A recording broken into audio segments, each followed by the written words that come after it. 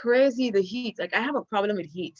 So even when I'm in front of the fan or even in the AC, I still perspire insanely. It's crazy. It's driving me mad, man. But what's going on? You all hear me nagging about me being hot? Oh my God! Don't think that I'm being mad. It's the heat just drives me really, really crazy. um. Oh my Lord. All right. Everyone see me good? Can we see Amanda good? Are we good? Hey, Stacey, Anna, or I'm seeing Kiva. yourself. I hope you all are doing fine. What's up? What's up? What's up, everyone? So, let me mention what I'm wearing today. I don't know how clearly you can see it on the live, but Amanda is smiling. But I'm watching two screens. what do you say? I'm watching two screens. Oh, okay. What do you call this again, Amanda? Habanero? What is it? Like the men who usually wear it for these official meetings. I know in Guyana they call it Jack, right? Okay, But okay. I forgot what they call it here. But I decided to wear this because I don't know. I guess I felt a bit extra Caribbeanish today, right? Right. But so today it will be a very interesting gap.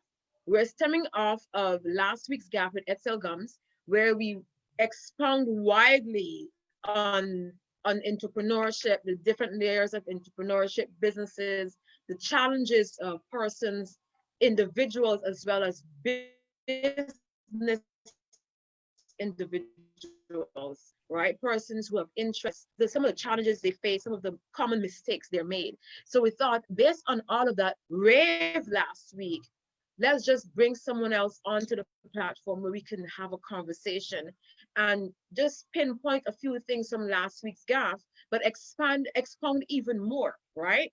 So trust me, I don't even want to talk about what happened behind the scenes just to get this done today. But right, but nevertheless, we're here and we have Amanda Bedminister. She will introduce herself, and also joining us audio-wise, will be Anenda Zaandam. All right. So before I continue, let's just make this really, really good. Amanda, introduce yourself. Let the public, let everyone know who you are and what you're about. Hi, Keoma. Thank you so much. First and foremost, let me do this the correct way. Thank you so much for inviting me on top of your platform. The behind the scenes is always a behind the scenes, normally very good. But thank you so much for inviting me on your platform. Always very good. Yeah. Very good. Yeah, there's nothing you can do Pleasure. about it. Just drink some coffee. Probably hit up Anenda and get some coffee is big. You'll be all right. Yeah. But thank you very much for bringing me on the platform. It's indeed a pleasure and an honor to be here. As an entrepreneur myself, I am also very keen on giving honor to individuals who has helped me thus far. And it's something that I constantly state that I'm so grateful for persons who saw it fit to invest in others. And one of the greatest investors I've had in my life, as well, is Ambassador Alicia Liverpool. So I have to give her honor prior to even starting, because that's where honor is due. As an entrepreneur, I have a business both on the virtual end, which I spinned off during COVID. I did not play with that. I worked on that right away. Listen, if something happens in business, you have to know how to move as quick as possible. Let that be your first lesson and turn the tables right away. If something is not working, there is another viable option. So we went straight into the virtual business as well, and I still do the walk-ins, etc. But I've been able to turn my business virtually, hit miss situation, but love it nonetheless. I've been in business for, oh my goodness, for quite a while. So I'm very young. I've been in business for quite a while, and I do, just like yourself, I do communications as well, a moderator. We've spoken on different platforms. I also have an administrative business. That's actually my primary business. With that, I also do catering. So I also have a catering business. It's a threefold type of thing. I turned all my hobbies into a business right away. Like I Oh, said, very good. yeah, I turned all my hobbies into a business. What I did for free and did so much of, I turned it into a business. If you're good at it, you might as well do it. That's a second lesson. I I agree with you. You know, I'm listening to you, and I think we should just jump right into, because last week when we spoke with Edsel, when Edsel was on, and again, what Edsel Gumbs, thank you so much again for such a profound gaff last week. You know, it really resonates. And what I really love about this gaffing platform is that we're able to just relax. You know, that there's no tenseness. It's as if you're on the couch with your girlfriends or some guys, whoever, on the stoop, and you're just chatting. You know, but you're talking with intent. You're talking with perspectives, with intention of moving, Correct. elevating minds and Correct. educating yourself as well. You know what I mean? So that's what I Mhm. love about this, just being relaxed and not being too uptight, not too political, you know, but we're able to still engage and share this knowledge and experience as well. And last week we mentioned of persons, like right now what's happening due to COVID is so many persons have been laid off. Mm. Persons who weren't even laid off, their job basically sacked. It's sacked. So they're still not working. And for so many persons who were inclined to those workforces for so many years, they're forced to now figure out, hey, what am I going to do? How am I going to even begin to do it? And what you Right. stated just now, Amanda, was very profound, because you said you took all of your gifts, all everything that you were good at doing, and you make it into a business. How did you go about doing that? First of all, how did you even realize that you had such a gift? How do you know it was something that could have served you? Oh, that's a good one. I think it actually comes for me, came naturally. I've been in it for so long. I have a big family. I am the sixth child with my mom and my father. I'm the sixth child, and the five before me are men. I'm going to use the catering side first. They are big eaters. You know these Caribbean men, how they eat Yeah. mountain of food? Yes, I do know. I do know. I do know. I do So know. for me, I have never had the opportunity to cook small dishes. Mm. I've always been cooking big pots of food. I've been always capable of measuring big pots of food. And my mom used to even be upset with me. Don't count the chicken. Why are you counting the chicken? Just throw it in the pot. So for me Oh my already, I God. could have already told you how many pieces of chicken are in a case of chicken. Those maths was already in my mind. So I know it. And that's not even going into the business forum. But when you have individuals around you that recognize that, Mandy, you could do this thing, why aren't you turning it around into a business? And I never looked at it in that aspect, as because this happened way before COVID, way before um, Irma, etc. This is way before, but I never looked at it that way. I think that was 2012, 2013. Mm-hmm. And when I finally looked at it, I started to do events with my friend, Claudie Essence. She used to Okay. have, what's the name of the event? I Am Essence. But she used to have an event every so often on a Friday up by the house. And it Mm-hmm. would cater 50 persons exclusive. So I used to do all the catering for her events, her singing event. So eventually that turned over into let's do a business automatically because you already know how to do the counting, you already know how to do Yes. portion servings, you already know this. And then when my mom used to sit, she used to actually sit and watch TV. She was forever on a cooking channel. And I used to just pass it straight. But if when it was my time to cook, which was normally on a Sunday, every Sunday religiously, I had to cook. I would cook what I heard whilst passing. So I took in that information right away and I've been doing it from a little girl. So, and I've always loved the stove. I have marks and scars, to prove that I love it.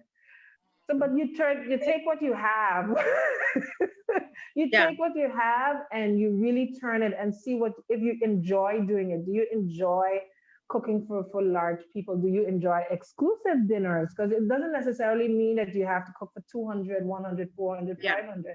It could be that it's just a party of 10 and you're bringing that knowledge that you have or that experience that you have, or if you was even working in the hospitality sector, because that is literally non-existent. You can bring private Yeah. parties to individuals. So it's a way of thinking and becoming creative with what you have, whatever gifts you have, and bringing that to the table. With the administrative, I cannot even say anything. It was, again, someone else saw the gift in me. I've always loved numbers. I've always done it throughout school. I pass, even if I don't go to a class, I pass. So all of those different things. And the person came in my house and took me out and brought me to start doing bookkeeping for companies. She showed me X, Y, and Z. And from that time, I've been doing it straight forward, learned it, did it, got a bit professional in it. Yeah. But again, once you have, I think your circle plays a big factor as well. My circle is very small, but it plays a huge factor. And once your circle is positive, they are also reinforcing.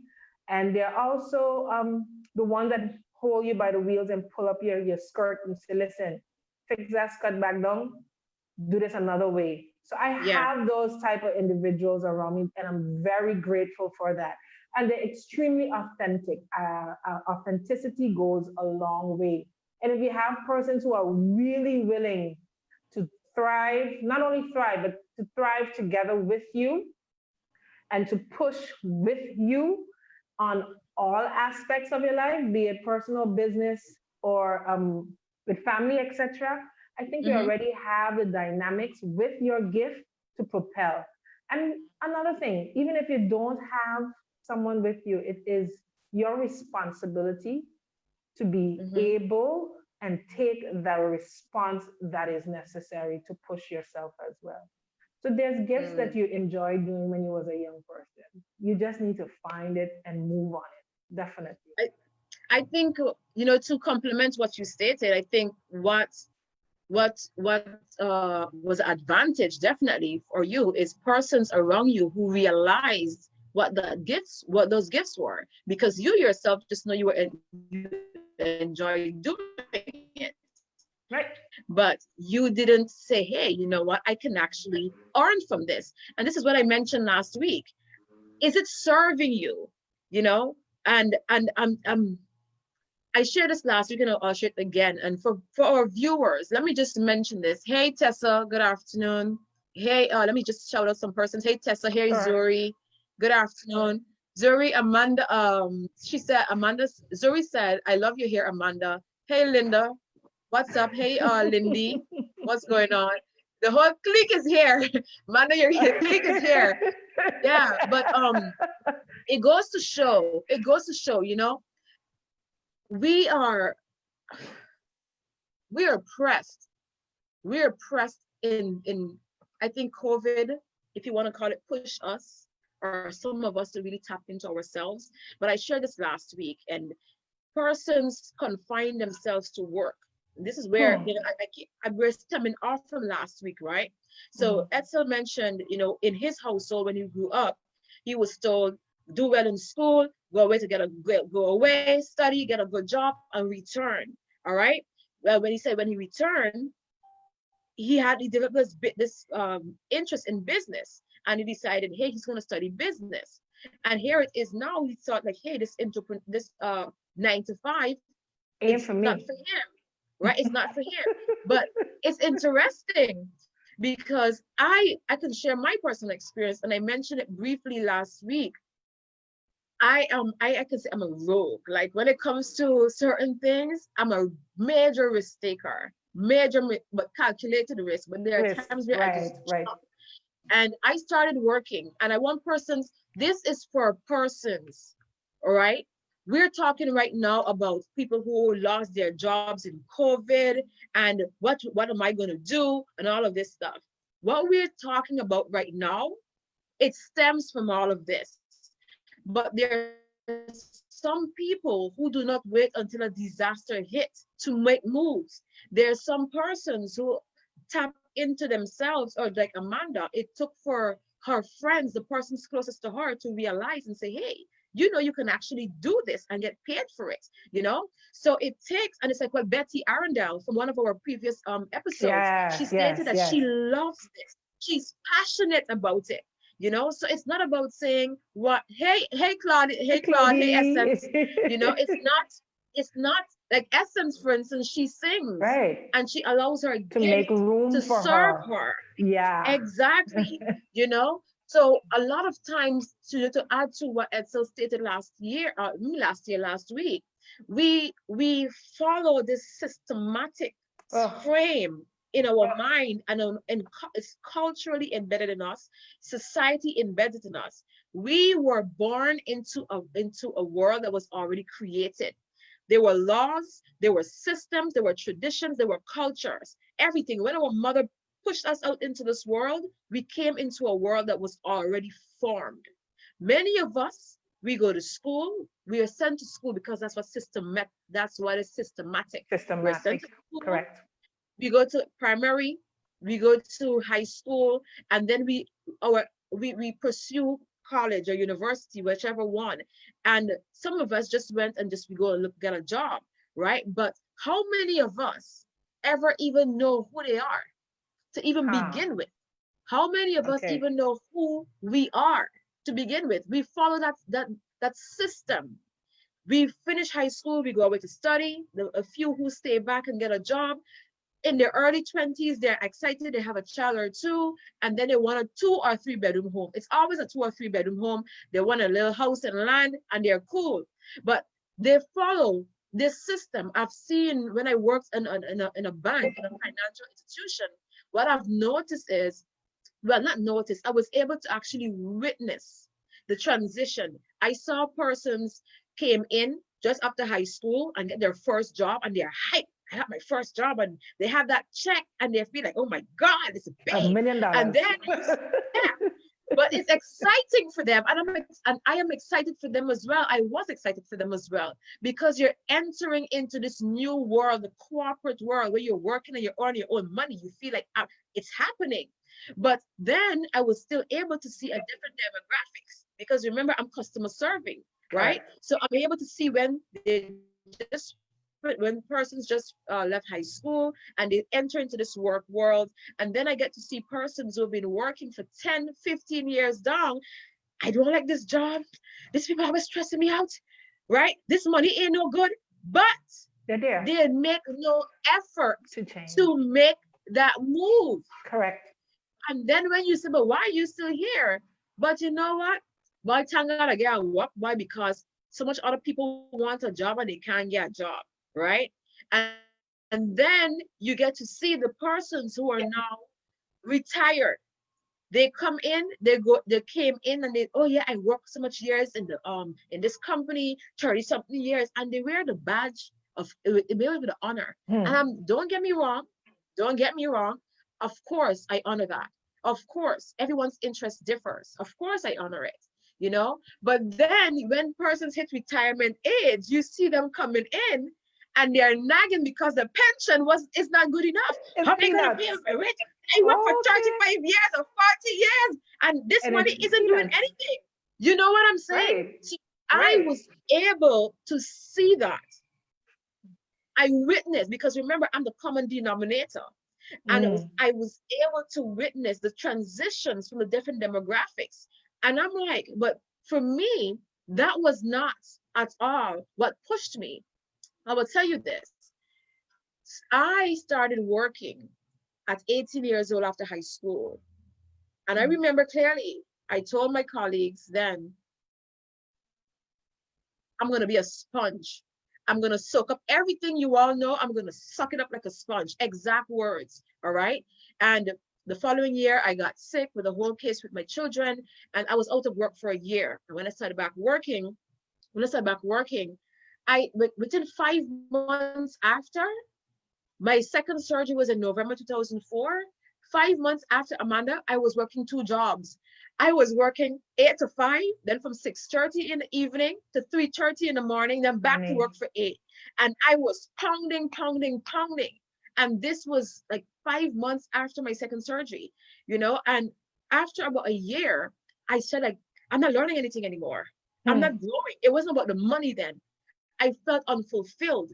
So I said, I'm leaving. And I left. And a few months after, the manager called me back and I said, I'm only coming back if XYZ is in place. And I went back, and at 22 years old, what I went back for was not in place, and I left. The point I'm trying to make by sharing what I did is you have to be so conscious with yourself, with who you are. You have to be aware from early what is it that you like. And most times we won't even know what is it that we really like, but you can feel that emptiness within you, that void, and you seek some kind of fulfillment, right?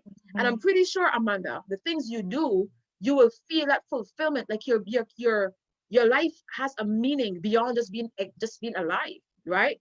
So for now, Right, right. for persons, like this is my journey. And I will tell you, when I got my second job, on the first day, it was it was the 16th of January 2008. I was 22 years old. I looked at my manager and I told him, I'm not here to stay. It was my first day. And I made sure I never got comfortable.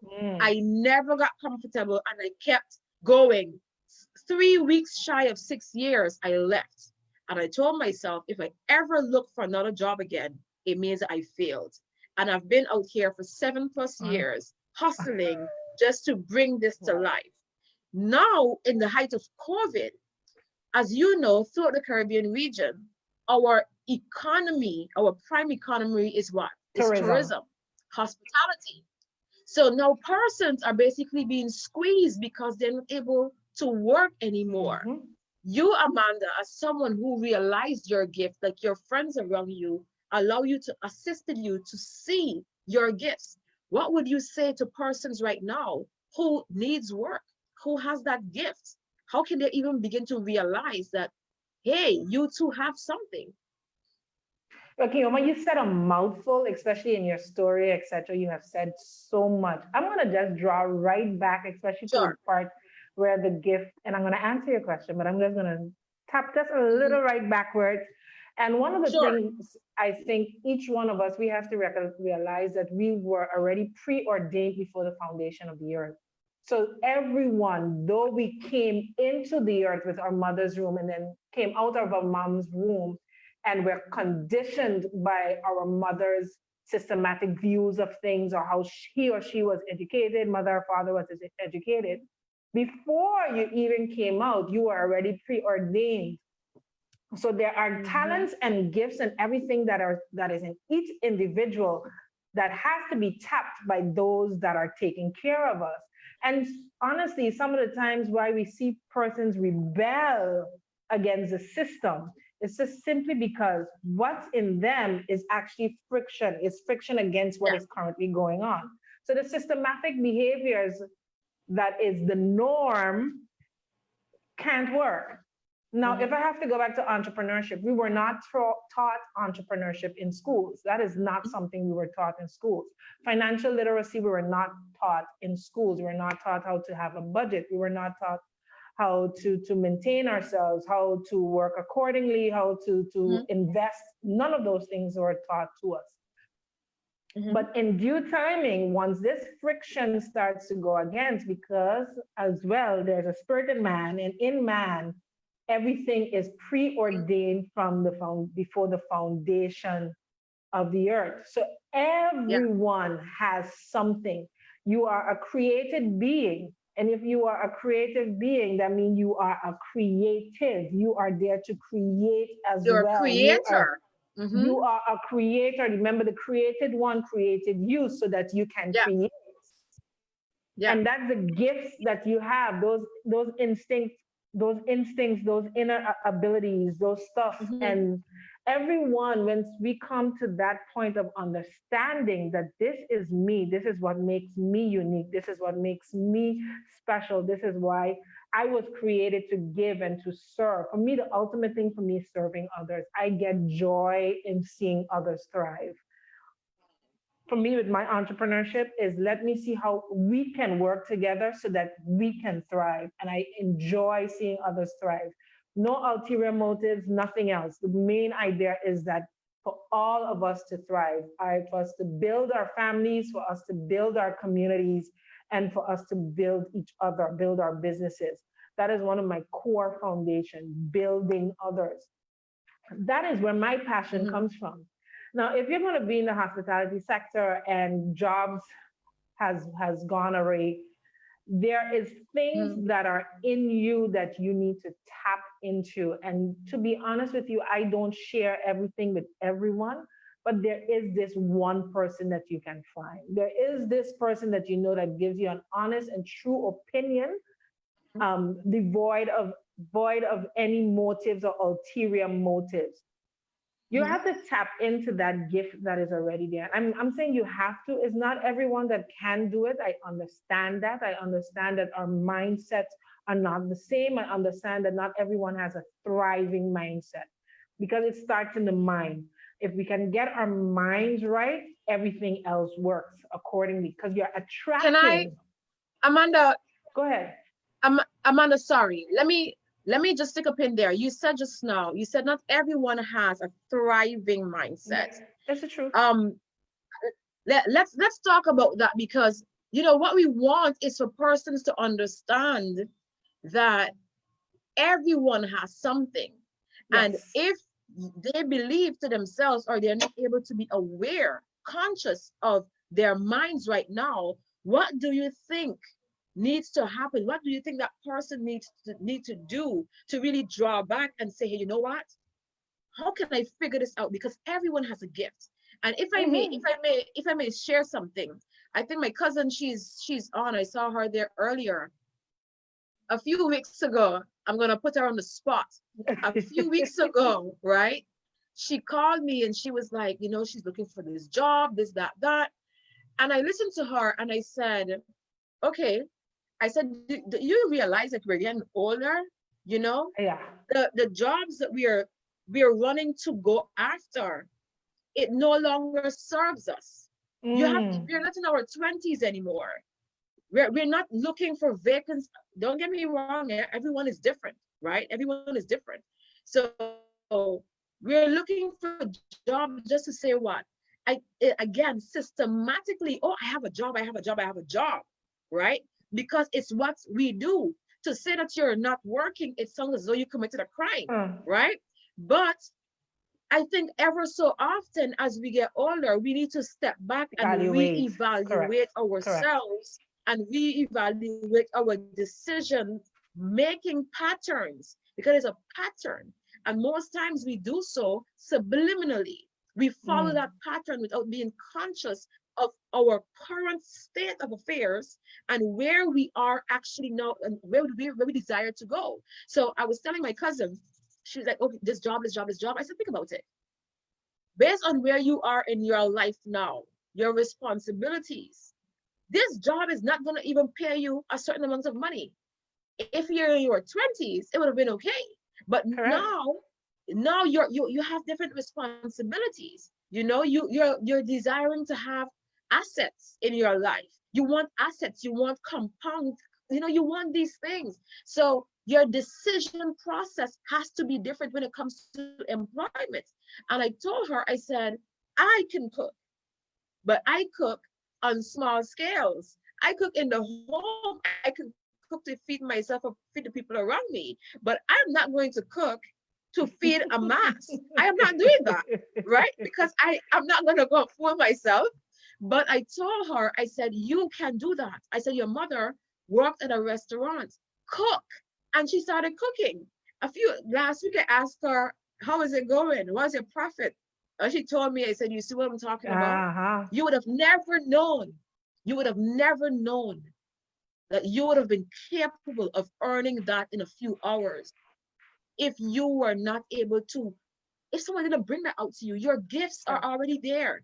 It is. But we have to learn how to disassociate ourselves from the system, but don't be ignorant to it. We cannot just disassociate ourselves. Oh, I want to work. I don't want to do this. You have to figure out who you are and what you are willing to do. And let me say this, it takes time. Everything is time and consistency. You have to be consistent with whatever you're doing. First and foremost, nothing Consistent, happens. persistent, Yeah, it takes time. But Rome wasn't built in a day. in the process of time, I would say this: time also takes time. Mm, Time takes time. And what we will say is also not because Amanda and I are saying, look at your gifts, that me and you will forget about every other thing and only yeah, focus on your gifts. While you're building your gifts, you still need to built. earn. So you Right. may have to be a little uncomfortable for a little while to earn that, do a job that you don't really want to do, you know what I mean? Sacrifices. To earn that money while Hmm. you work on that gift, on developing that platform that you really want. And when you get to the point where you're like, okay, you know what? I'm ready now, then then is when you say, okay, it's time to make that jump. Go ahead, Amanda. I I also cut you want to across add on there. that and to bring it back foundational wise, because we touched on this as well, especially where education is concerned, and because of the systematic, the way how we have been learned, how we have been taught, etc. We have to make it our business first and foremost, especially as parents, to tap into our children's gifts that they have. I have a daughter. Everyone probably knows her as Dance with Shiloh. And Charlotte does not want to do academics, though she can. She only wants to dance. So what did I have to do? I had to find the avenues for her to dance and to also understand that, listen, the dancing world, because if you could see it right now, the dancing world is also troubled within COVID, but there is still ways to thrive within it, Mm-hmm. though COVID is here. I honestly believe COVID is a godsend. It has made us reevaluate certain things, and it has also put us in a place. Listen, if we are to experience any disruptions once again, what do we have in place so that we can thrive in the midst of anything that is happening with us, within us, to us, around us, whatever the case is? It is an opportunity for us to grow. Mm-hmm. It is an opportunity for us to explore. It is an opportunity for Mm-hmm. us to move beyond our limitations and our boxes and those self-perceived limitations, most and foremost that happens in our mind. For me, again, it always starts with the mind. If we can, you are what you think. You are the individual that is in your mind. As you mentioned, you told the Mm-hmm. individual you want assets, you want a home, you want something. Yeah. Everyone have a passion. Everyone wants to do something, and Mm-hmm. you can't do it. Unfortunately, the majority. Let me put this: the majority can't do it with our jobs. Mm-hmm. The majority, we can't do it with our 9 to 5, because by the time we're done, we're realizing that our 9 to 5 is a system that was put in place so that we can fulfill someone else's needs. Once we fulfill their needs, we are only capable of having enough just to survive. If any disruptions happen, we fall flat on our face. We can't pay our rent, we can't buy food, we can't pay our electricity, the bare necessities. And sometimes not even that we can pay with our 9 to 5. And as you mentioned, they would have to probably start working from 6 to 3. But in this disruption, you don't even have that. And we don't even have enough funds to fall back on. Like you have to save for the 6 months. Mm-hmm. Let's say you have to have 6 months backup funds so that you can live comfortably for 6 months in case of any disruptions. That's in the financial world. Economic empowerment Okay. is something that we definitely miss, and is something that has to happen with our children. They should not be created to function in a 9 to 5.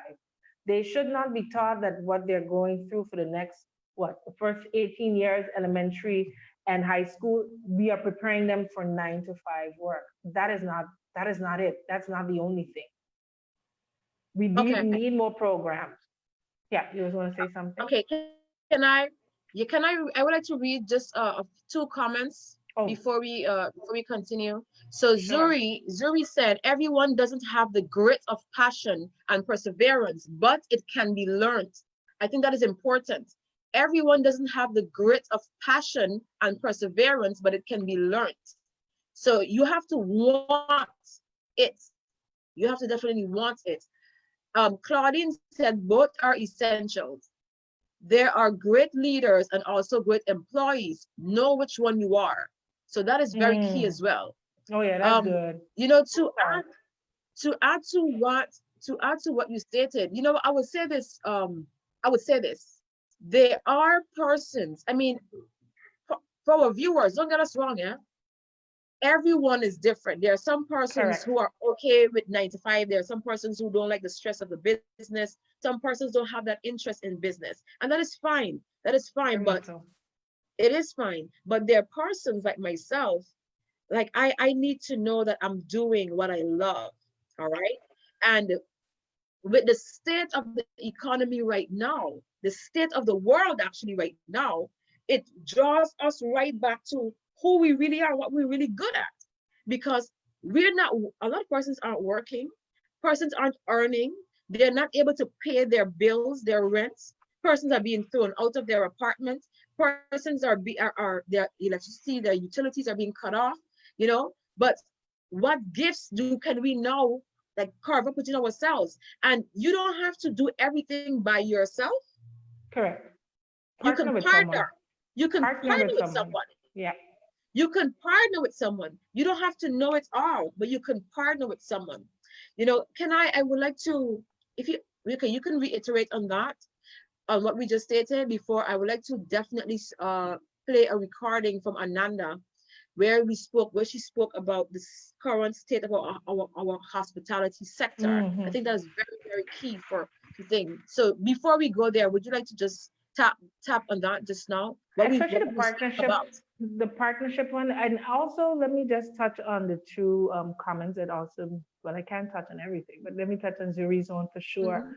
Definitely, we have to do what is necessary, the passions, etc. People can grow into it. It takes time, and as you mentioned, just some consistency and persistence, being persistent, knowing what you want, having a goal, etc.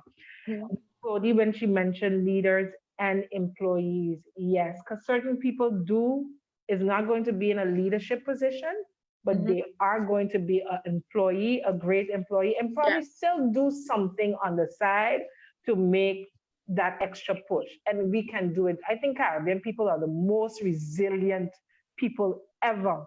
If you're not going to be the one with the face of the business, you could always say, I have a friend who's more into the business field. I'm gonna do whatever she needs, she or he needs, give it to her and let her sell it. At the end Mm. of the day, we're still doing entrepreneurship. I'm still making some type of funds, etc. Now, let me tell you something. Business, I think you are much better together. Partnership, once Mhm. we are of the same mind, we are capable of working together. We have certain values that we can agree on, and our integrity level is on the same. I honestly believe Mhm. working together is the utmost. You get things done, things are pushed, and actually, you can get it done on a bigger platform. Nothing great happens by ourselves. Nothing great is by ourselves. There's always a group of individuals working together to get that done. Definitely. Definitely. Yeah. Definitely. So let's just hear what Ananda, because Ananda couldn't make it today, but she was able to answer a few questions pertaining to the hospitality sector. And before we even dive into that, we are based in the Caribbean. We're in this archipelago, right? And Mm-hmm. we all know already our economy throughout the region, the prime economic pillar for almost every Caribbean island is tourism. So right now we're crippled to the point where I saw Barbados and now Anguilla started this program where work from home from Barbados, Right. I work saw from that. home from Barbados, Mm-hmm. where they're opening up their shores to persons, no visa needed, but of course there are criterias, you know. Mm-hmm. So next week, Ananda Zaandam will be my guest. Yay. She will be on I gaffing, we'll love be her. gaffing and expound it. I love her too. Like trust you me, I'm like when I met her a few years ago, I suck her in. Like Yeah, I she, love her. her articulation, her presence, and so zen, so kumbaya, you know, so kumbaya, you know. But so I really wanted to touch base because the sector, all sectors, of course, all sectors are being hit, right very hard right now. But persons who work directly in the hospitality sector, we want to understand, you know, I want them to just understand what really is happening right now. So with Anenda, let's just hear what she says in Awesome. this.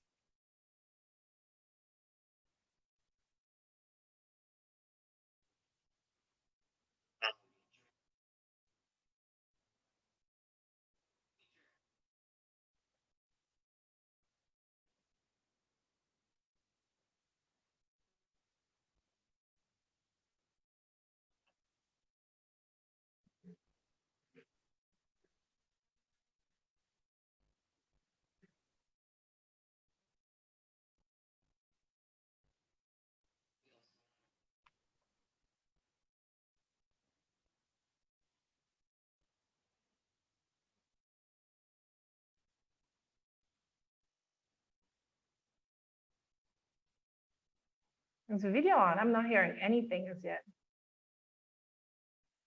You're not hearing? No, I haven't heard anything. I'm just wondering if it was on. You're not hearing me? I'm hearing you, yes. I haven't heard the video though, or the recording. No? No.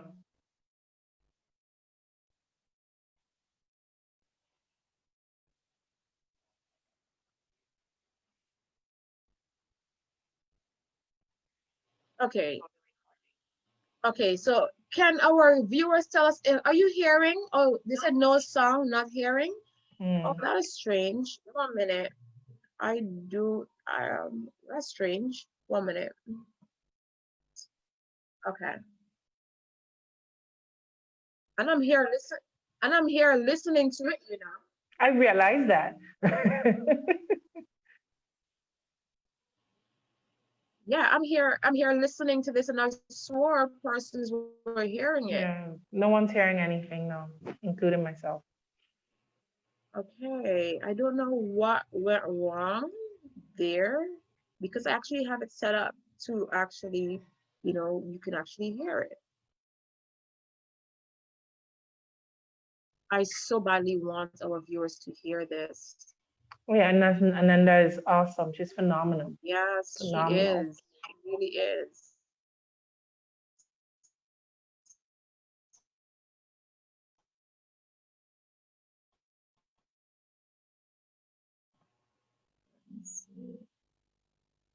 Okay, I'm not too sure what the problem is, because I made sure I put everything there to play. There's no song. Okay, okay, just now, 1 minute. Let me see. Okay, I think there'll be a song now. 1 minute. Let me get back there. I'm sorry, everyone. I swore it was playing. I swore it was. Okay, let me get back there and see how this goes. Hi, Keoma. Great question with regards to what the future of hospitality on St. Maarten is going to look like. Can everyone hear that? Yes, we can. Okay, perfect. Perfect.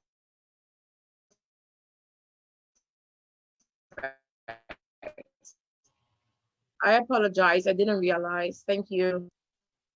Hi, Keoma. Great question with regards to what the future of hospitality on St. Maarten is going to look like during the middle of COVID, post-COVID. The future, you know, I think it goes without saying that people are already noticing that the future isn't exactly going to be as bright as we have been accustomed to this time of the year, and that's because of the things keeping our businesses from flourishing or being as great as they can be.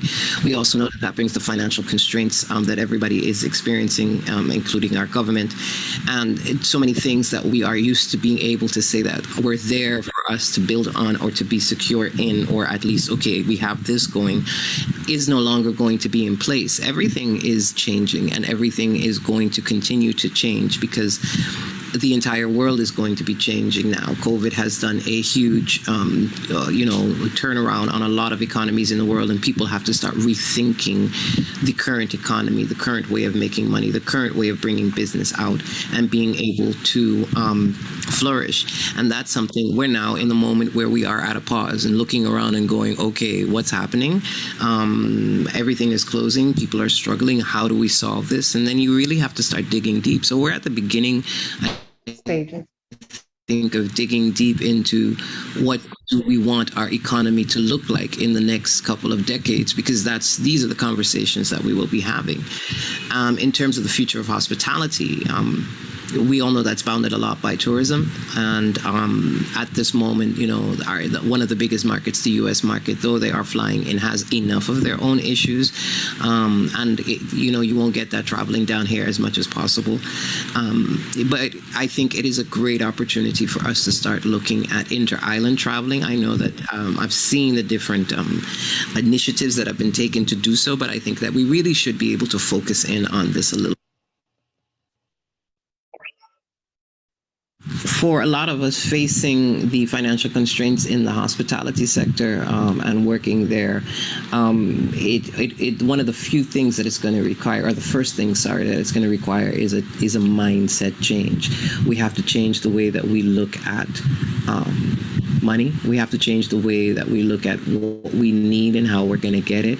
It's going to require us to connect with more people. It's going to require us to use our network. It's going to require us to come together. It's going to require us to push ourselves to change the way that we see money and transactions and currency. What you're going to see a lot more is bartering. Hey, I'm going to come do this for you if you could help me out with this tomorrow. We start to look at other people's skills, and we just start to look at people who are able to just help us, even if it's just a word and advice, etc., on our way there. I take the movement that's happening with a lot of people going into growing their own produce as one of the best examples. Your neighbor, you have that. Okay, I can give you bananas for, your string bean or whatever it is. That's a form of bartering. Now take that to the level of networking with the people in your sector who can maybe help you out. Going about actively looking for a job the way that we did before is simply not going to yield much fruit in this current climate after COVID. But being willing to open your horizon and open your mind to different perspectives of things that you were already doing or going into business for yourself are definitely things that you can always think of. And just being creative around the house is a great idea as well, because it keeps your mind busy. And the thing is, once your mind is settled, busy, or not as chaotic, you're able to think things through a little further, and you're able to come up with ideas that you hadn't thought of before, and you're able to play into opportunities when they present themselves like before. But at the end of the day, this is going to require us to completely change our mindset, completely change the way that we look at hospitality, because hospitality will change. Hospitality is going to do a complete change in the way that service is going to be given, in the way that people want to be treated, and we will need to do quite some work to be able to catch up to that, or at least be able to meet those requirements. And that's what this time can also be used for.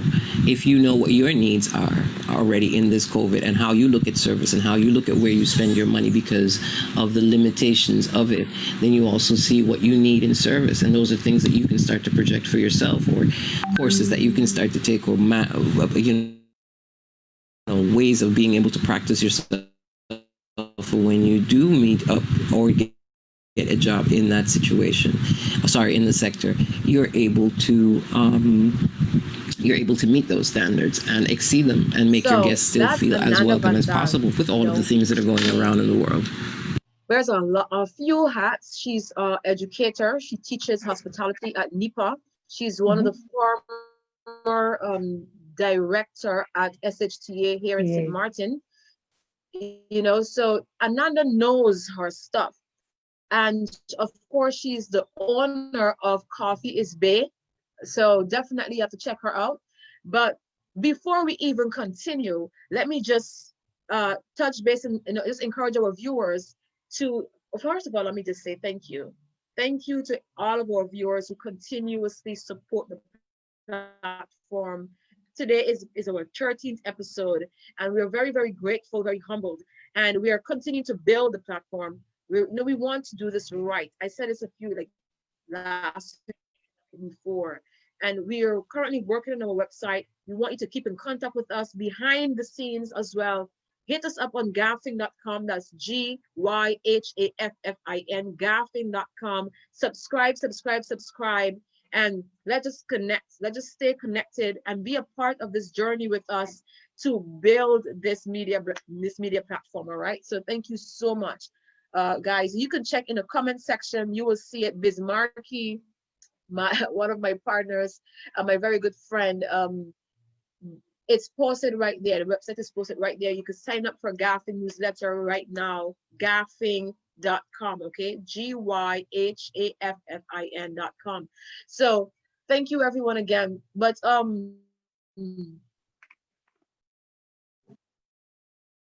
Amanda,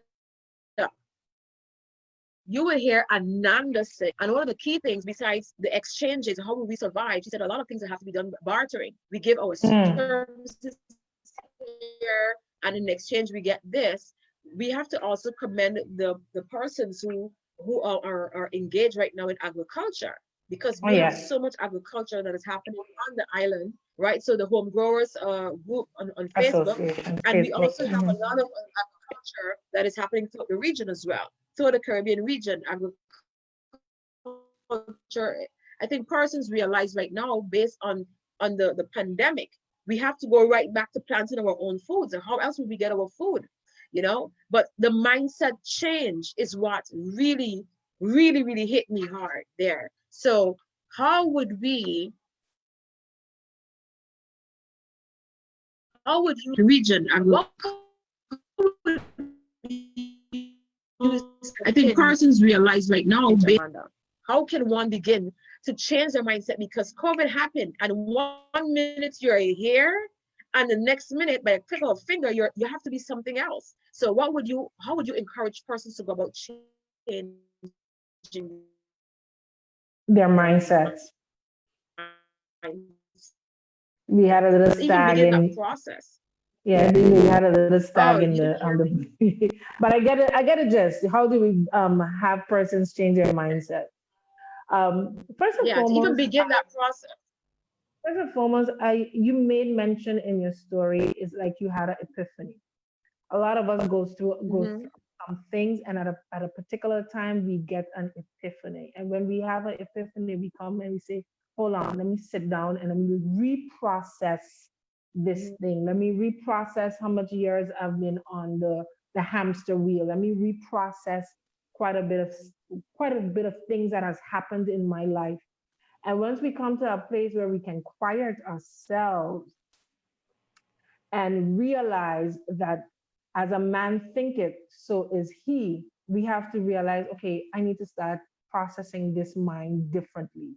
I have to sit, I have to come up with creative concepts, I have to change, because whatever I was doing wasn't working for me before. And if anytime you're doing something over and over, that's a clear case of insanity, because you're definitely on a wheel.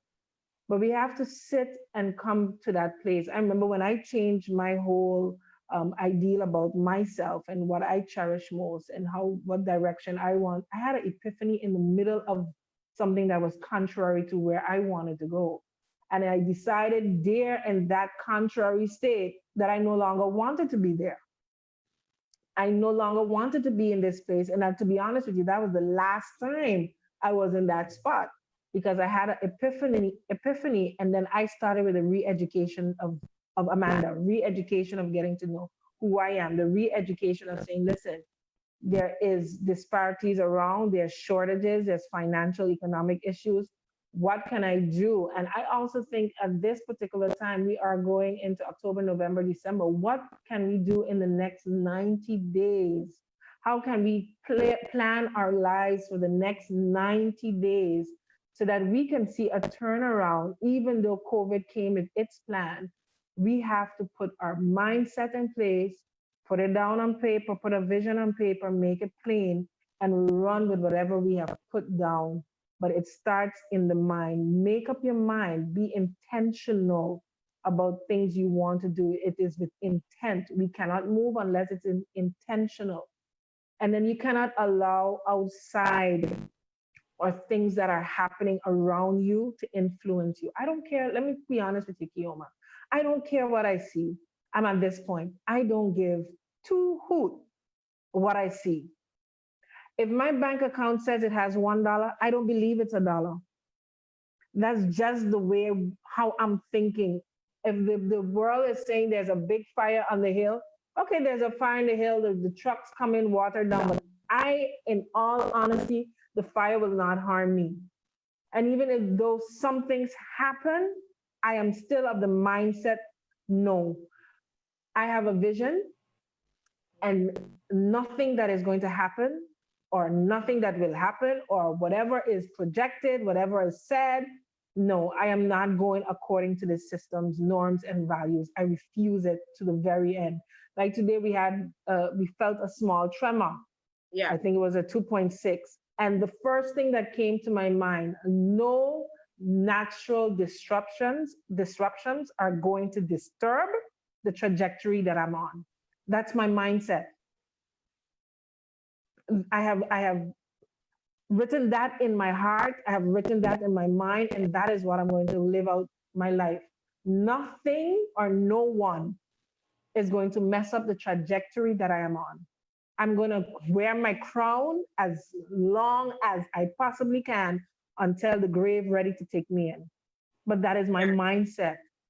Okay. And we have to use whatever you have inside of you, whatever you know that is your God-given gift. You have to be occupied with that God-given gift and walk it out.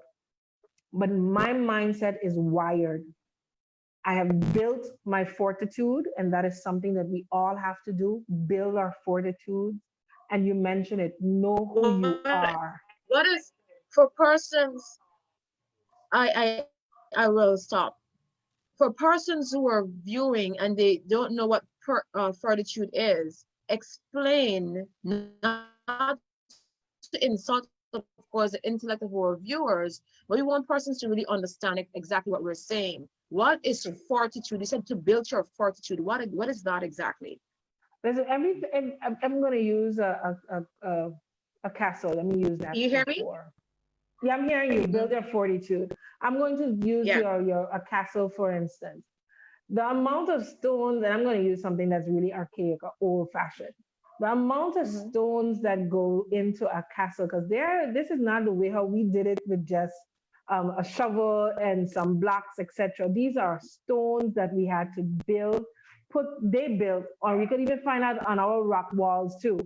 They put it in place that even when you put cement in it, they didn't use actually, let me correct myself. They never used cement back in the day.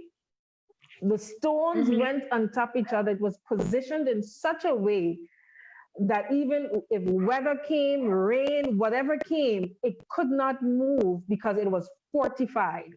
We build upon ourselves when we start to read books, we start to educate ourselves, we start to take free classes, we start to listen to podcasts or FB Lives that fortify our existence. But we build it from precept upon precept, block upon block, etc. You don't even need cement. Once you know how you put this stone down and it has to fit in this particular angle, you put another stone on top of it and you build and fortify yourself. And it starts with a strong foundation. Your foundation is your mind. Make it up. Make up that your mind is ready for this building, ready to thrive in the midst of anything. You know, I want to definitely add to this in terms of mindset change. I think right now, I mean, I do understand and I agree with everything you said, but right now there are persons, right, who are laid off. There are people who are laid off and they need a solution right Right now. away. And for me, I would take the mindset being, I'm not saying what you are, your principles,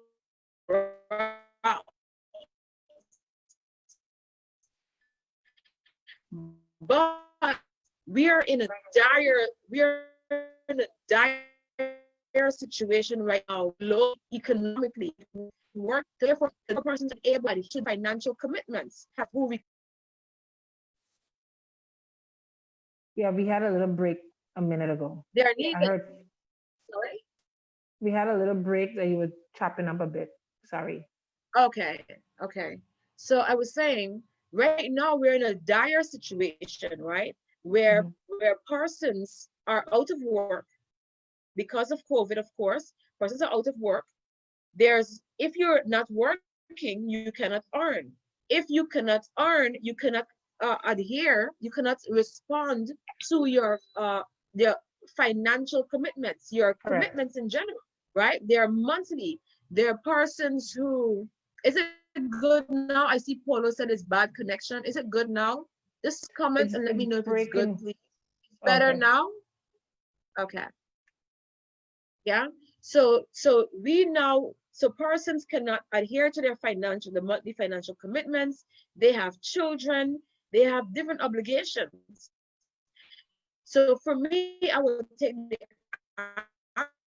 angle of mindset change to say, hey, listen, while you're figuring out who you are and what circumstances, these are extraordinary times, all right? These are not the normal day-to-day circumstances. And I'm not saying that you, again, hear me, I'm not saying that you will go against who you are as a human being, as a person. You're not going to go against your principles and your morals, but you have to be willing. If you're working, let's say at a restaurant or at a bar or wherever, you have to be willing to, I don't know, my cousin plants make plants like plants and sell them for $5. Whatever you're capable of doing, just do Do it. it. Just Just do do it. it, because right now it's an extraordinary time. And this is how I will take the mindset change. We are not living in ordinary times, and we have to be willing to not sell ourselves, not sell our bodies, maintain our principles and our morals, maintain that. But you have to be able, you can't say, oh, I'm waiting for a good job. I'm looking for a good job. Right now, there are no good jobs. There are good jobs, but we're in survival mode. We are in survival mode, and we have to be willing to adjust accordingly. And this is what resiliency is like, to adjust according to the situation, not become Kim, because of the situation, but adjust. Yeah. Kim, I'm even thinking that there's persons that are actually thriving in the midst of COVID Yeah, 19. of So course. people are thriving. People are thriving. So if a few select can thrive, then there's nothing wrong with you that you can thrive as well. We have, Mhm. at the end of the day, and don't get me wrong, mental health is an issue right now, a serious issue right now, because persons do not know how to be mentally healthy, how to use adverse situations to actually propel them and push them to do something. Listen, I Mhm. know when my back is against the wall, that's when Mhm. I have the most force to go forward. That is me. If I'm too loose, I'll be okay, okay. But once you see my back is pushed against a wall, Keoma, the only thing I know how to do is fail forward or push forward. I don't know how to Yeah. do anything else Mhm. because that is just a mentality that I have Yeah. learned that it's a must. I have seen people thriving. I have a friend, he is working practically every single day in his industry, and he's an artist to boot. You understand? Mm. Artists, the orange economy is not one that flourishes 24/7, 365, Yeah.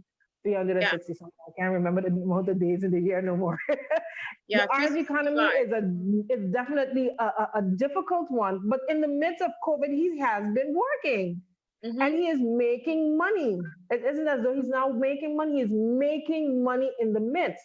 So that simply tells me that if you can tap into your creative being, if you can put in your mind that today is a good day to start. I don't care if it's the last $5 I have, if I could use that $5 and make one juice.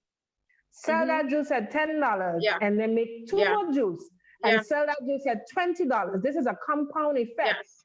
It's not going to happen overnight, but it will happen. We just need to start. The thing is, if you don't know, what we said last episode, you have no excuse to say you don't know how to, because there are so many persons who are out there that we can just go and ask a question. There's so much resources out there. We spoke about YouTube. YouTube has everything you need. So you have no excuse. You have to find it. That's what I call it. Yeah, definitely. You have to be able to sift information and understand what is vital to you. Can we just go back quickly to Ananda's the other recordings of Anenda? Let's just go back there quickly and just to tap in a bit more on the last two things she stated. Okay. Having looked at the future of hospitality and the immediate future, which means that there's going to be less to actually do, or less opportunities to be able to make money. I do want to say one point. This is not discounting our local buying power, the persons that live here, we residents who utilize these local spots. That is also going to make or break certain businesses in the sense of who's going to be able to stay afloat, and this is really where it comes down to the very thing that a lot of times people try to shun out of St. Maarten, which is competition. It's going to come down to how well your service is and how well you do the things that you do to continue to have people coming back, because people are going to be very choosy buyers. And having said that, people become choosy buyers because their financial means are less at this point. People are making different choices based on their priorities. So when they do choose to come to your establishment, it means that they are they've made a conscious choice to know that this money that I have acquired and I have saved or I have put aside for something in a particular sense, I am going to spend on you, which means that you need to make sure that's a return in their investment, because that money wasn't as easy to come by as it was before. A lot of these persons finding themselves in financial constraints right now are those that are actually have worked in the hospitality sector, are still working in the hospitality sector. We have had huge layoffs. We know that already. More layoffs will or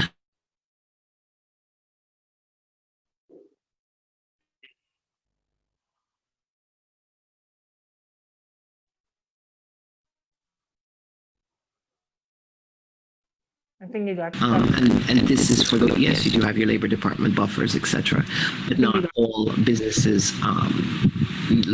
for lack of a better term, followed all of those rules or were able to keep up with the administrative work to be able to make sure that your position was secured in one way or the other. So a lot of people are also left out on their own devices to figure this out.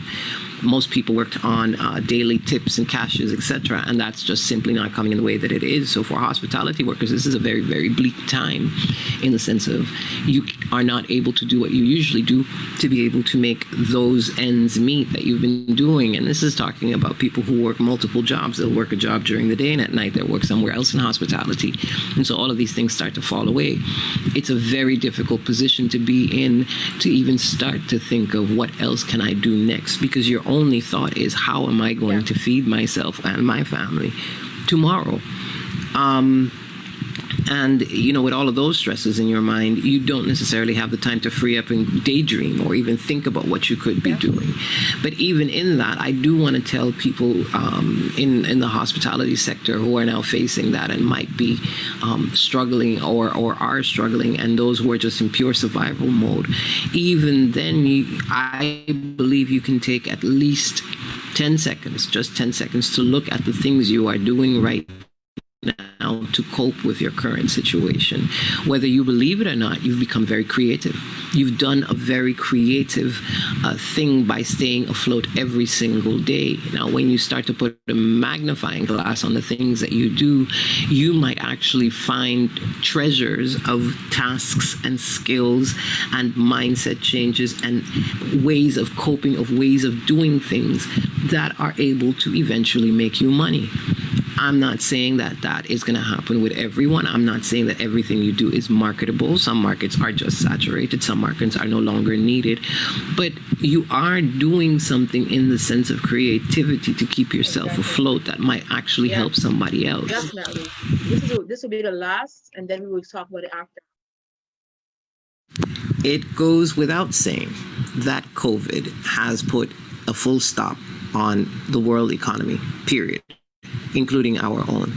It goes also without saying that a lot of people have found themselves in this situation for the very first time, where what you thought was working for you or what was working for you all of the time no longer works for you, or is no longer yielding the results or the finances that you need. And you're just not happy anymore. You just can't do it anymore in some cases. But you're thinking, you know, this is not the time for me to move out and move on from this job, because where am I going to find another job? I think with COVID, we've been given a very rare gift of the full stop, of stopping time and having everybody just go and look inward. We're moving into a new way of doing things, and this is going to require people to be more authentic, more real, more honest with everything, because it's going to be about making sure that people understand where you're coming from and working away a lot of misunderstandings in the world. So the first and foremost thing for anybody finding themselves in this situation is that you really are going to have to go and do that mirror exercise. You're going to have to face yourself in this mirror. You're going to have to talk to yourself.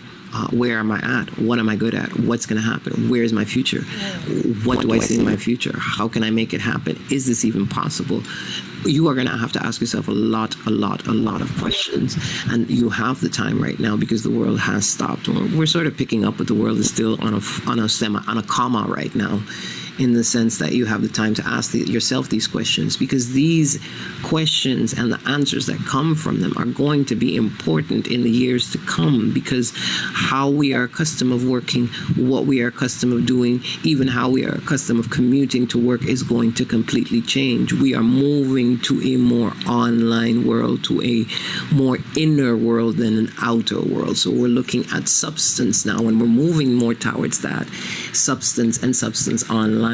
A lot of business is going to move to online. A lot of the ways that we work rise, and just the way that our lives have been built up before now have made room for us to be able to have these technological advances and be able to change the way that we work.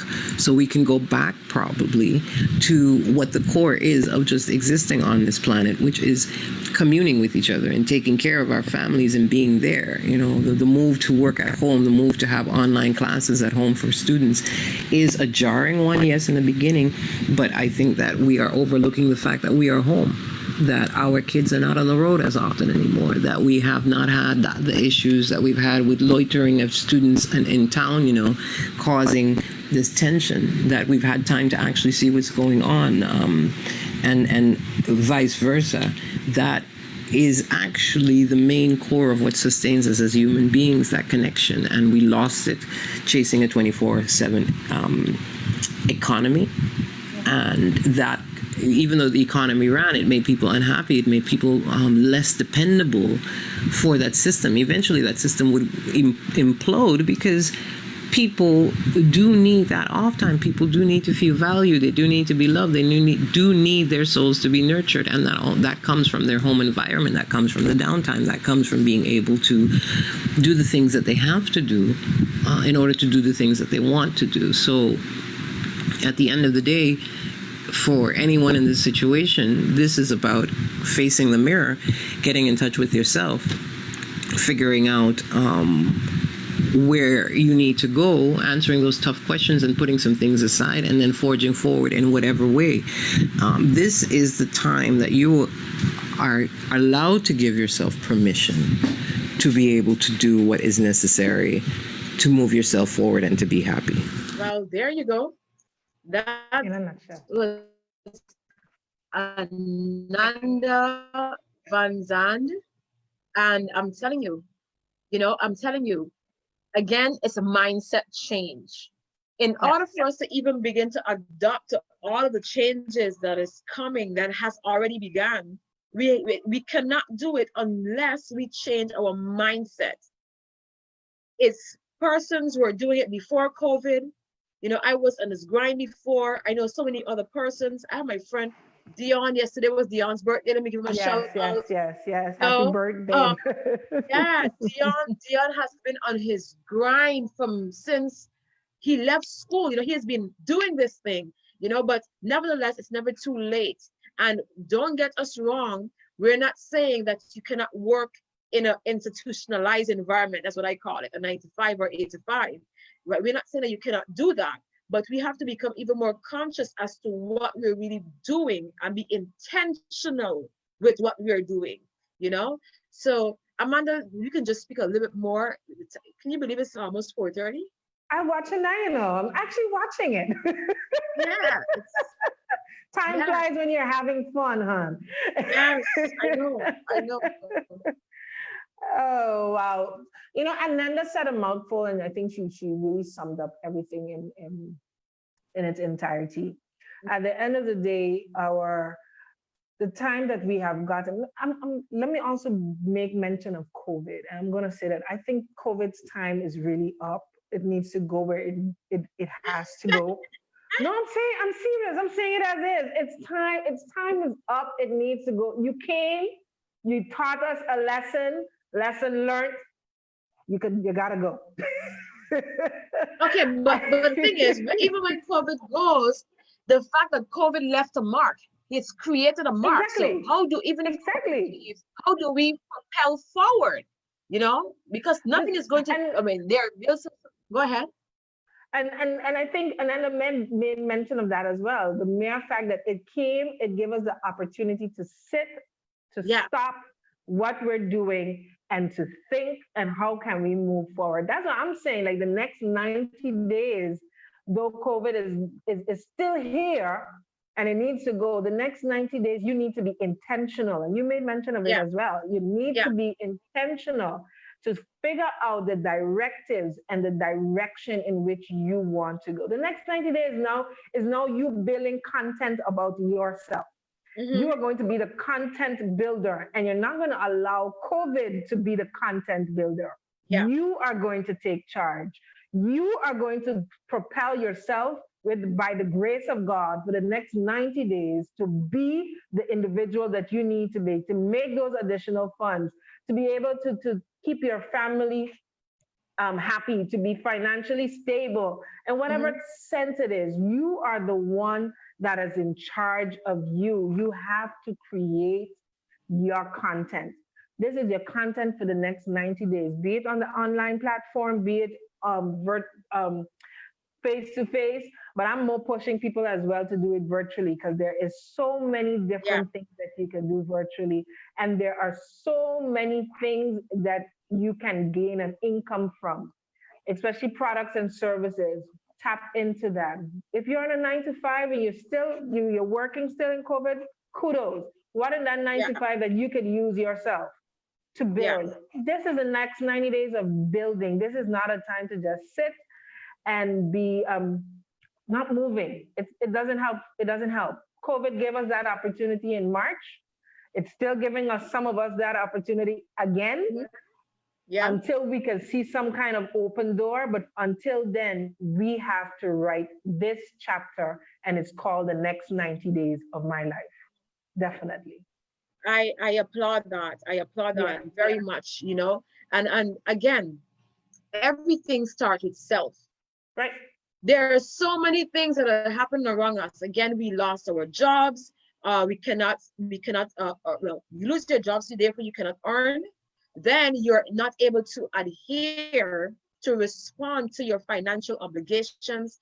You're not able to properly take care of your children as you're accustomed of, as what you would want to. But we cannot, there's nothing much that we can do with COVID, but what we can do is ourselves. We have to learn how to control ourselves. If you cannot control your mind, your thoughts, you cannot control the way your body moves. If you cannot control the way your body moves, you cannot control your day-to-day activities. You have to know what you're doing. You cannot be an autopilot. You have to be intentional with the choices you make, intentional with the way how you spend your day. How am I going to earn? How do I, not only about earning, but how do I move forward whole, like whole?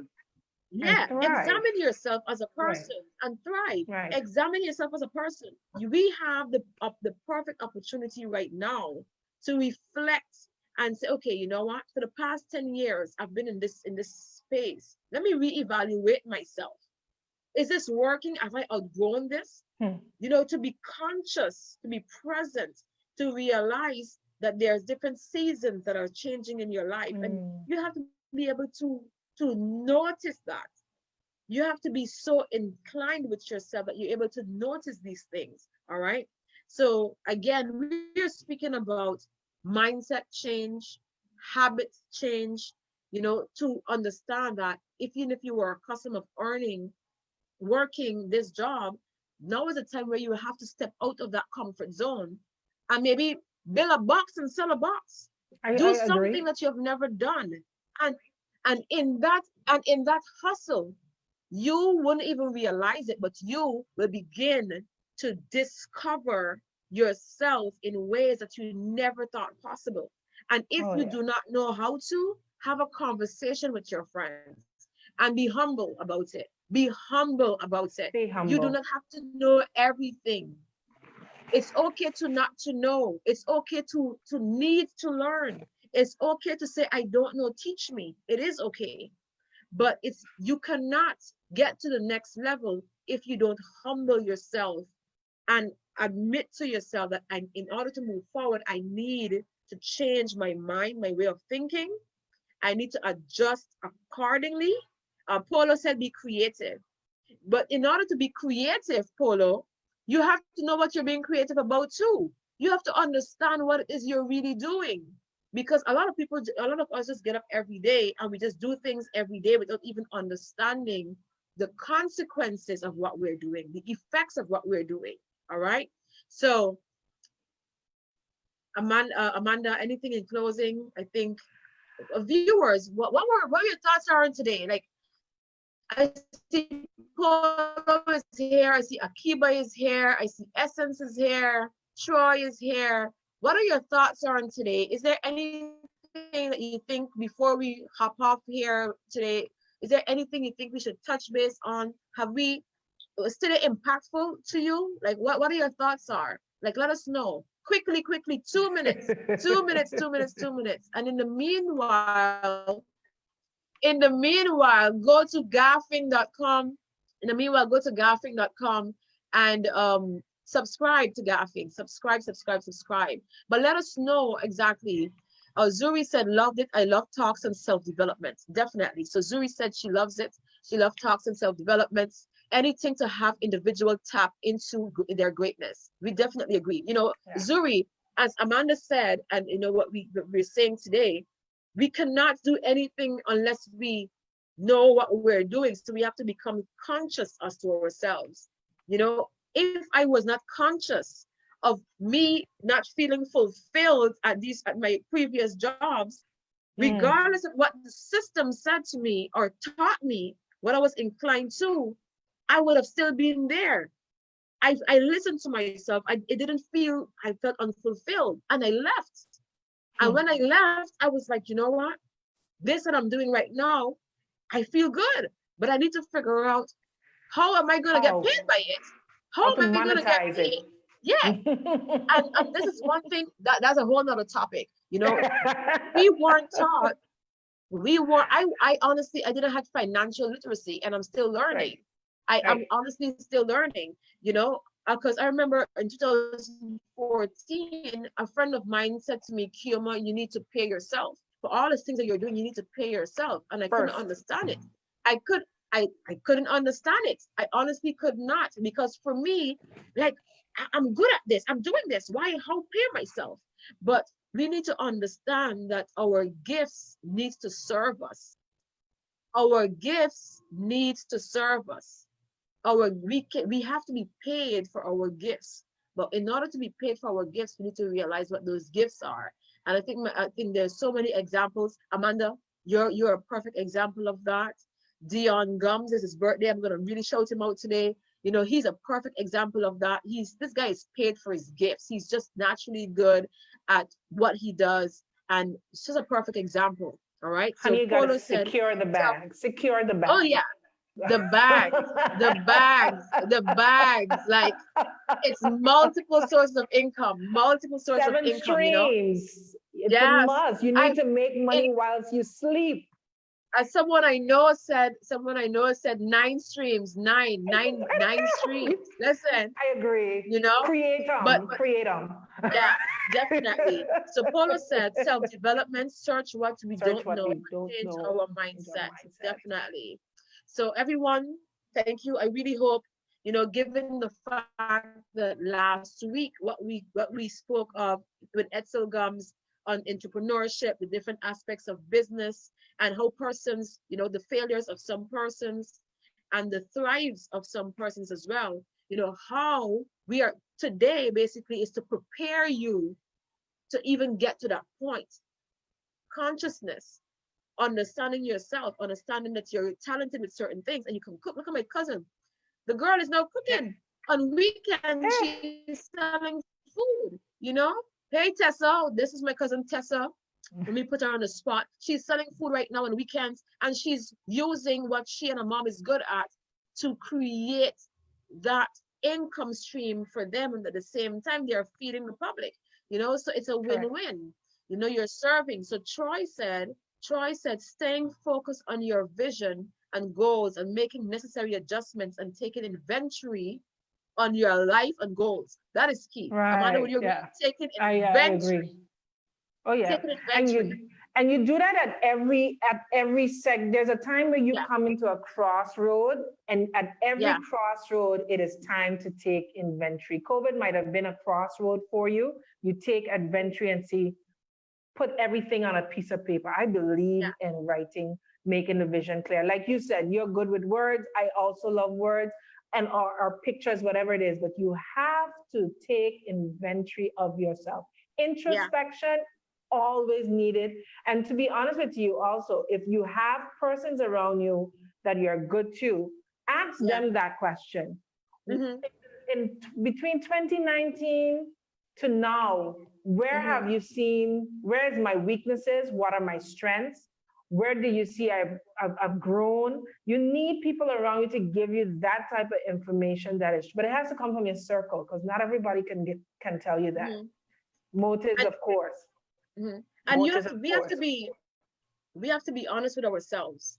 I mean, of course, it's good to go to persons and let persons say, hey, you know, what has been my growth process for the past 10 years or 3 years? But we introspectively, we can know, if we're really honest with ourselves, we can honestly know, like, listen, you know, I did something there, it wasn't, you know, and let me tell you, as to add to what Amanda said, know who your people are. And most times you don't have to look for your people. When you're in your elements, your people will come. When you're in your element, your people will come. You don't have to look for them. And then that is one way of how you can know that what you're doing is what you really need to do. Because the people you need, they will definitely, they enhance it. Because I have my people. I do. I have persons who are real with me. Go ahead, Amanda. I was also going to add, even when you have people, know that not everyone is there for a lifetime. Certain people are just there for a season. Remember that season that they're in, they came to teach you a lesson for that season. So don't hold on to everything just so. You will know when the season has come to let that individual go, or you continue on this journey with them. Everybody is here for a specific time in your life. As I mentioned, you were preordained before the foundation of the earth. So we already know who is supposed to come. You might not know who they are, but they're going to come at a specific time Yeah. in your life and for a specific reason and a specific season. Make sure you know who is supposed to stay and who is supposed to leave. Because you don't want no one to stay beyond the time that they are supposed to be in your life. It's a dangerous field. Definitely. Yeah. Yeah. Don't hold on. You know, you can't hold on. You have to understand. And that's one thing I personally had to learn. There are persons, you know, they will come and they will leave, and you're like, oh my God, why are they leaving? But whatever they're coming to serve, their job is done. You acknowledge the presence, and you become thankful. You express gratitude for that moment and for all that happened during that time, you know. And one thing in closing, we have to be willing to take criticism. We have to be willing to hear another person's honesty about us against us, because if you have friends around you who cannot be honest with you, trust you me, you might as well just be by yourself. You have to be able to be checked in by the people closest to you. And at the same time too, even though you'll be checked in by people who are closest to you, you still need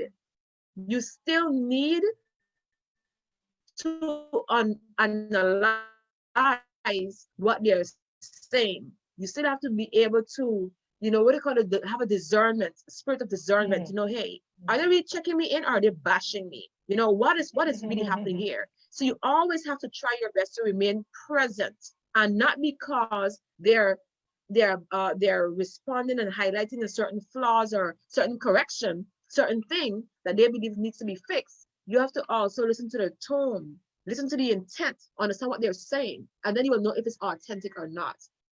It all starts with ourselves, and it's okay sometimes to be quiet. I've learned this. It's okay sometimes to draw back and be quiet. Everything Amanda and I are speaking about, and Amanda, Anenda, and I are speaking about today, these are the foundation of ourselves. And if we definitely want to propel further in business, in family, in any aspect of our lives, it all starts right here, right now. You cannot leave here unattended and go over there and expect it's not proper. It's not going to work. It's like what Edsel said last week. There'll be persons who will go to their accountants and say, oh, my accountant is taking care of this, right? But at the end of it, you have no clue what's happening inside of the statements. Exactly. You have to do the foundational work. Correct. You have to know your territory. Okay, Amanda, your last word, and I'm done. All right, so Keoma, let me just close down with this. And thank you once again for having me on the platform. Definitely, I would like to make mention, it is extremely important for our authenticity to be in everything that we do. Once we are authentic to ourselves, listen, it's really hard not being who you are. It's extremely hard trying to be fake. At a given moment, you're going to throw all that fakeness through the door. At a certain point, you'll be like, I can't do this no more. And then you become that individual that you are supposed to be. Be authentic.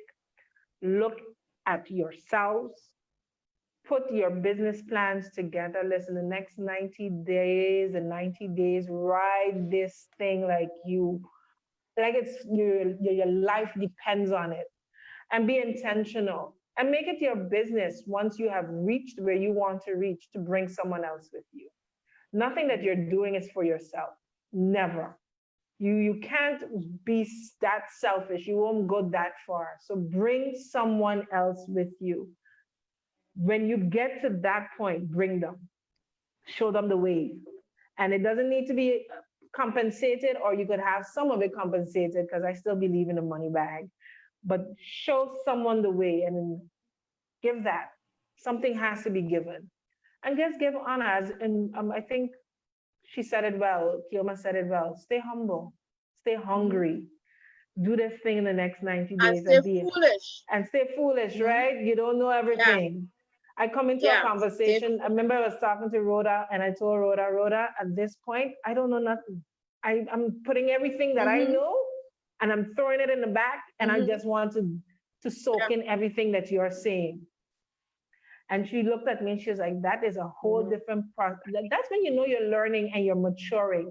It's a season of maturity, is a season of taking your place, is a season of where we know that though our nation is going through so many different changes, we as individuals have to be builders and work together with our governments, work together with our communities, work together with our families and businesses in order to build a thriving community, in order to build a thriving nation. And they can't do that without us. Our government doesn't know everything. It is our time and our opportunity to do what is necessary. So I look forward to seeing next 90 days of greatness. 2021 is going to be great. 2020 for me is great. I don't care what COVID looks like.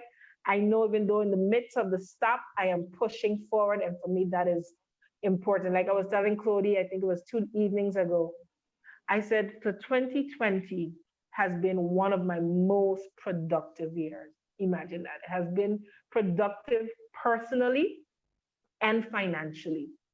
2020. So in the midst of COVID, no, my mindset is nothing will take me off of my trajectory. Keoma, once again, thank you so much for having me on your platform. I, of course, give God the ultimate glory and honor for me to be here with you and to share with your viewers. It was a privilege. So I thank you once again. I thank your viewers as well. Thank you, Mama. You're most welcome, definitely. You know, the thing is, had you not been doing what you were called to do, I would not have seen you to say, hey, you know what? Not even me. First of all, Miss Clara Reyes, if you were not in your elements, doing what you were called to do, you would not have been seen in this light. So I first need to applaud you. You did what you are supposed to be doing, and therefore the chain reaction is me now having you here to talk, to have this gap, right? So this is what responsibility comes with. This is what obedience comes with. When you become obedient with who you are and what you feel and listen to obedience, right? So because you are obedient, because you're obedient, Amanda, to the call, whatever that call is, and this is what you know right now, because you're in your element, because you are and have been, and your desire is to remain obedient. The reason why we're able to shine right now, to converse right now, to Gyhaff right now, is because you responded in accordance with that call. Yeah. So again, you should not be thanking me. I should be thanking you for being obedient. Namaste. To whatever God instilled in you. Yeah. So Anenda Zaandam as well. Thank you so much. She will be our guest next week on Gyhaffing. I cannot wait to speak about the hospitality sector. Just really dive right down in it. And I saw Zuri said, hey, Roxanne. I see Roxanne Stanford. She said 100%. Zuri said 2020 is a humbling year. It's an eye-opener, and it was here to slow us down as well. It definitely slowed us down. But you know, Zuri, it all depends on how we really receive that year, right? How we receive this year. For me, it was so much things. For me, it was a salad bowl. I think my life is a salad bowl all by itself, right?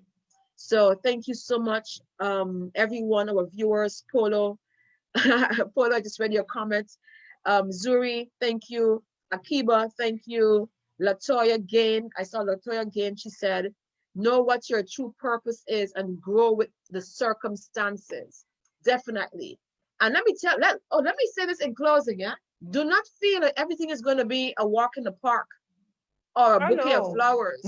Do not feel that way. No. When you are in your element, it may sound like if it's all pretty how we're talking or how we're saying it. There will be days where you have to get up and you still have to go when you're at your lowest. There'll be days where everything just seems so dismal. but you still get up and you go. And one thing I've learned is, not even learned, one thing I've permitted myself. I gave myself permission when I have a low moment. I give myself permission to have my low moments consciously. Consciously, I have to remain in control. I'm aware of what I'm doing because I understand that my circumstances, the territory that I'm in, it comes with this thing. It comes with me being low. It comes with me being happy. So when I am happy, I give permission to myself to be happy. When I'm low, I give permission to myself to be low. But in my low moments, I remain conscious. I remain aware. So if a day or 2 days pass, it's fine. But after the third day, I have to remain in control. I have to regain that control and keep pursuing, keep propelling. So again, it's all about ourselves and having control of ourselves. All right. So all of this comes from business. You need this foundation to even manage your financial. Hey, Lisa, we're about to get off, girl. We're about to get off. Lisa's in Antigua. Lisa and I, we know each other from since we were 4 years old in Maikoni in Guyana. Yeah, we were neighbors. We went to school together, primary school, kindergarten, primary school together until I left Guyana when I was 9 years old. And we're still friends. So Lisa, we're getting off, girl. You have to look at the live after we're off because Amanda, Ananda, and we're gone. So everyone, thank you so much. Thank you so much for everything. Thank you so much. Gyhaffin.com, okay? Gyhaffin.com. Gyhaffin, Gyhaffin.com. Sign up for our newsletter. Ms. Markey, I see you. Thank you so much for your love and your support. That's my team member right there. That's one of them right there. I gotta give a shout out to him. He keeps me on my toes, boy. Let me tell you that. He keeps me on my toes. Even in my lowest moments, he keeps me on my toes. So thank you very much. There we go. We're off right now. Let's go sign off, Amanda. All righty. You're still on for a few though. Yeah. I'm trying to get back to this thing. Yeah, 1 minute too. Yeah. Okay. Bye.